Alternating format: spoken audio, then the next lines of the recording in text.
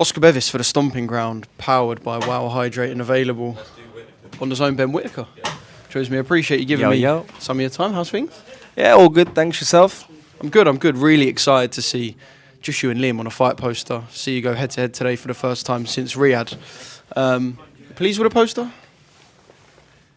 Yeah, it's all right, man. It's not too bad. I should have got a haircut, maybe. You can see a bit of stubble on the side, but that's like rough and ready fight kind of. It is. Mode. It is. But you know, you gotta be grateful with what you're given with. I gotta say, and you might tell me to F off when I ask you this. Just from seeing something up there, I feel like you don't mind Liam Cameron. Would I be right in saying that? Yeah, I've said it in a lot of my interviews.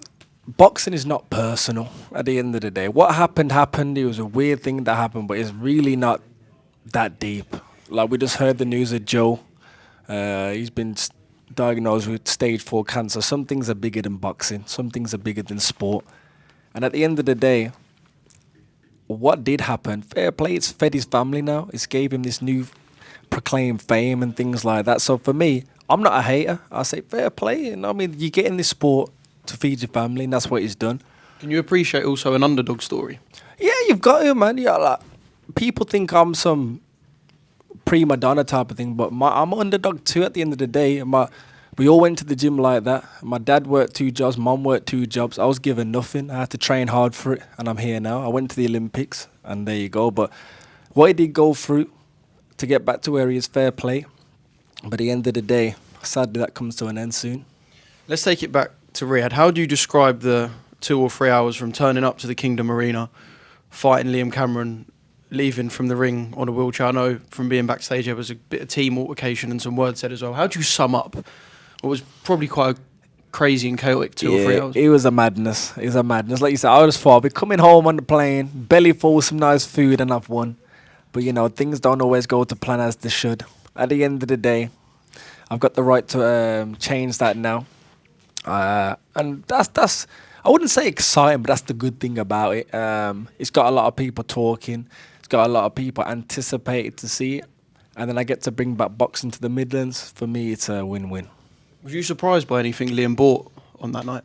Like I said on the stage, I truly believe, yeah, he's rough, he's ready, as you should be. He's rough, he's ready, he's game, he's there.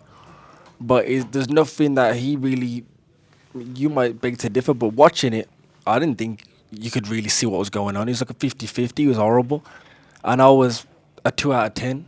I truly believe that was his best. He knew that was his do or die moment, and he still really couldn't do much.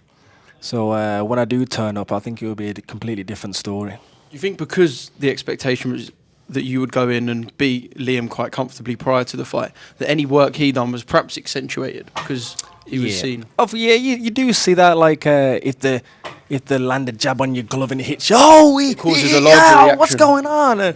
And that's kind of what it. Of course, the end of it, what happened, it's made this massive snowball effect. But that was it. He caught me on the glove and hit me. Oh my God, he's hit Whittaker, and it's just like a big snowball effect. But that won't go into it now because people are 50-50. They think he might win, think I might win.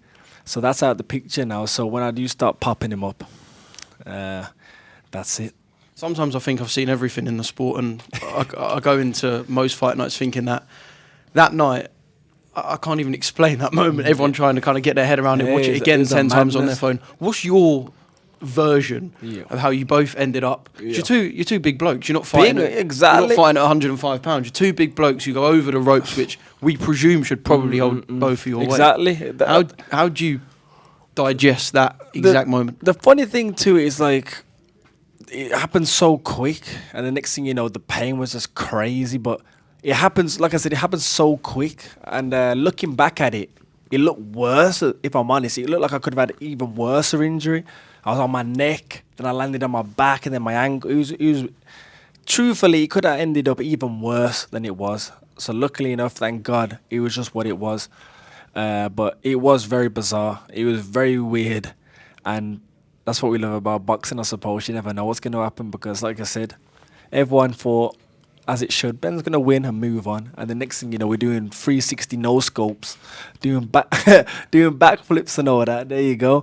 But you never know. We might do another backflip, get a trilogy, do another backflip, do the 4th fight. It might be just some crazy series. surefire way to It might keep be just making some money. crazy series now. Do you know what I mean? When we get to the 7th one, they might have to cut it off, but we'll see. Was you given an option by the referee that night to continue or not? 'Cause obviously we heard from Liam's team, they were adamant that you went, no, this fight isn't. Truthfully, this isn't carrying on." I just remember the pain being agonizing, the lights in my face, and next thing you know, I'm in the hospital. My team was there with me. At the end of the day, I've went to the Olympics with one arm. I fought the first part of my career with one arm, and I did all that. So at the end of the day, if it was bad enough to not fight, it was obviously bad. The doctor's note and whatnot come back. I could have been one of those people. I'm gonna post it. There's nothing to post, and everyone's Ben Whittaker was quiet.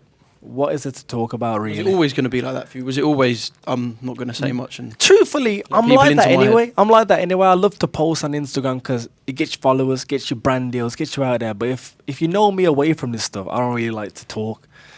And what was done's done. So what I'm going to post, what do you want me to do? Put a slow-mo up and sit down with a green screen and say, well, here, guys. I'm start breaking it down. At the end of the day, you saw what happened. And then luckily enough, I had so many options on the table. But for me, the right thing for me was take this rematch, get this win.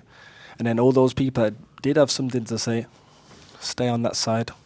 I know there was a couple of steps to get in this rematch.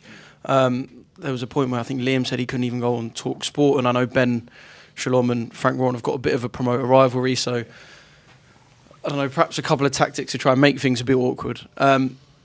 Did you ever expect this fight not to happen? I know you said there were other options, but did you ever have a point where perhaps you woke up in the morning, went to train and went, it's not Liam Cameron I'm training for now?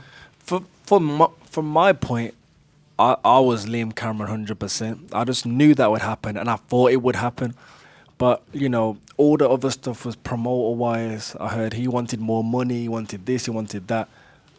I ain't the ATM. I can't start giving him money. All I said is yeah. And at the end of the day, the promoters had their disagreement, agreement, whatever.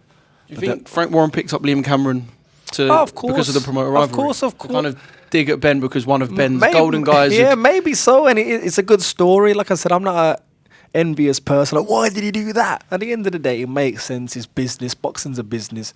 But, you know, let's see if it's a one-fight deal after I beat him or they're going to keep him on.